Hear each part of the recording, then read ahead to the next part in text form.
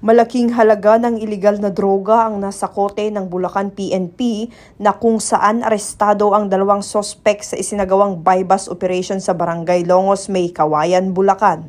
Kinilala ni Police Lieutenant Colonel Andres Calaoa Jr., Chief of Police ng May Kawayan City Police Station, ang mga naarestong sospek na sina alias Bunso, 36 taong gulang, at alias Nene, 53 taong gulang, parehong babae at residente ng nasabing barangay.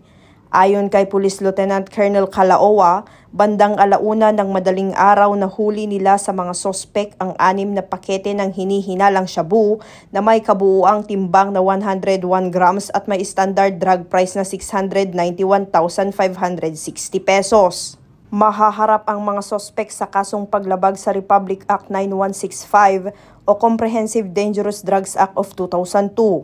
Ang matagumpay na operasyon ay bunga ng pinagsanib na puwersa ng May Kawayan City Drug Enforcement Unit kasama ang mga operatiba ng Philippine National Police Drug Enforcement Group.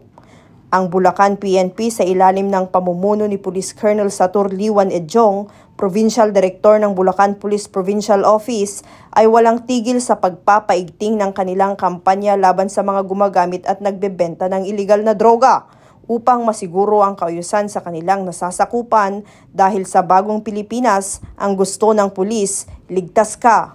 Mula dito sa Bulacan Police Provincial Office, ako ang inyong PNN Correspondent, Patrolwoman Mildred A. Tawagon, alagad ng batas, tagataguyod ng Balitang Pulis.